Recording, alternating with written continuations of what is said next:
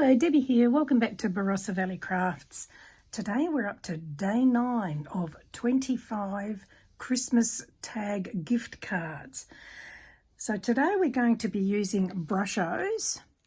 So brushos is a powder that we're going to mix with water that gives some absolutely beautiful results, which you will see soon. And the stamp we're going to be using is this one.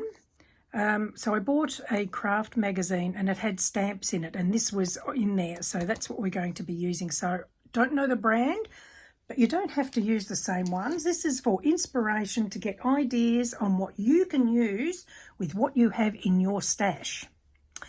Okay, so let's get on with it. So to start off with, we're going to use some emerald green. So I'm just going to pop a bit of paper under here first because we're going to get messy.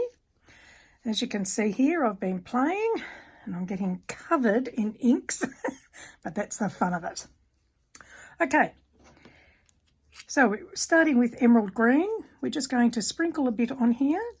Now this powder, a little bit goes a long way, so you don't need huge amounts. This one is called Sunburst Lemon. And this one is called Ost Red. Now the red is very strong, so you really don't need much of that at all. You can always add more if you need to. Now, just using plain normal water, we're just going to spritz it and watch the magic happen. There we go, look at that. Now the more water you add, the more your colours will move. So you just spritz it until you've got the amount of movement that you want. And then if you like, you can actually move it all around.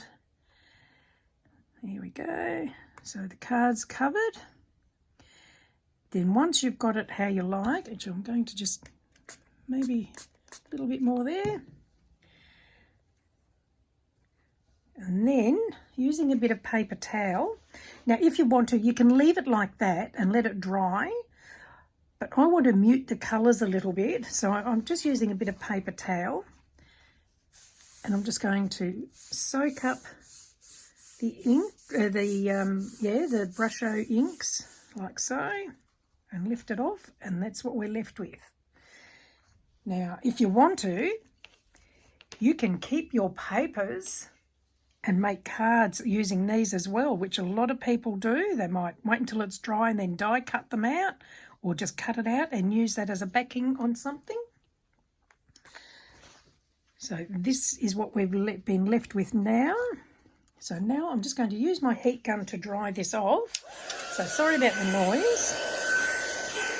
So while I'm doing this, I'll just let you know that I do have a couple of Facebook groups. One is called Barossa Valley Crafts. The other one, which is a bigger group, is called Cardmaking for Beginners and Beyond. And we're not limited to brands. You can use any brand of products that you like. You share hints, tips and ideas with other members of the group. I am based in Australia. A lot of people think I'm American, but nope. I'm Australian. Alrighty, that's done. Okay, so now I'll just flatten it out a bit. Alrighty, now we're going to do some stamping on it. Now with this one, we're going to have it going this way because that's the way that this stamp is going to fit. So put it in position where you want it and then pop the magnets on. Now I'm using a stamp platform. You don't have to use one of these. If you prefer just an acrylic block, totally up to you. I just like my stamp press, because at least that way, if I muck it up, I can re-stamp in the same spot. For stamping, I'm using VersaFine Clair Nocturne. So I'll just ink up the stamp, like so. Make sure it's all covered. And then put it onto the card. Give it a good press. And make sure you allow time for the ink to soak into the card. Okay, and there it is. Now I'll just clean off the stamp.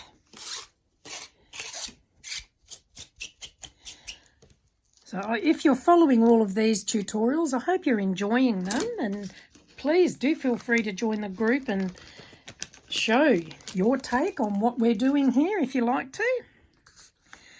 Okay, so now we'll move that, and I'm going to get a bit of scrap paper.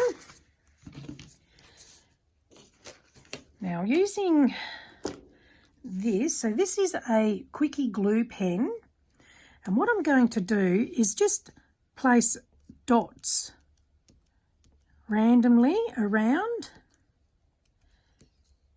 and I'm going to wait for that to dry a little bit.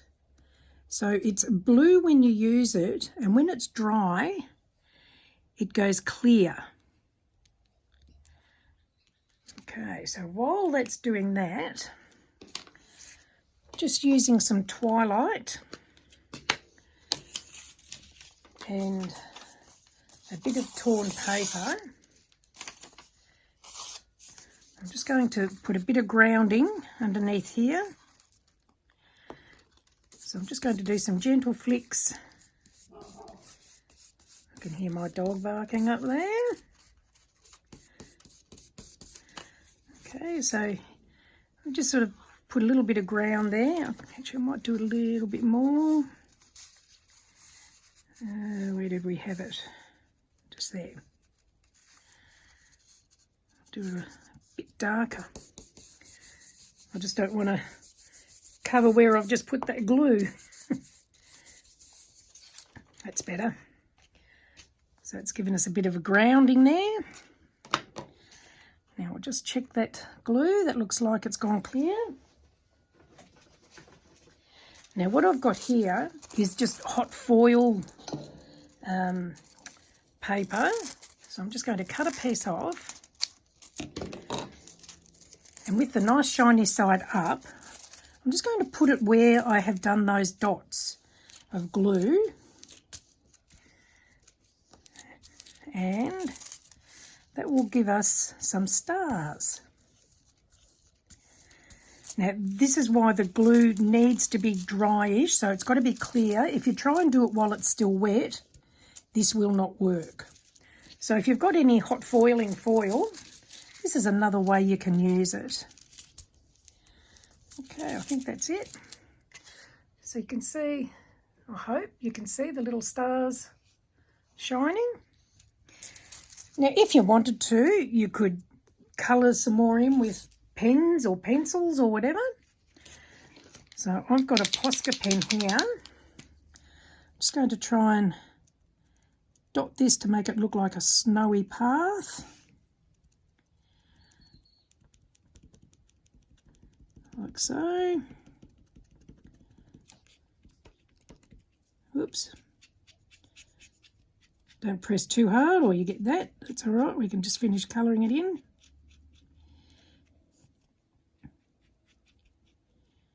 And you can just put some random snow bits anywhere.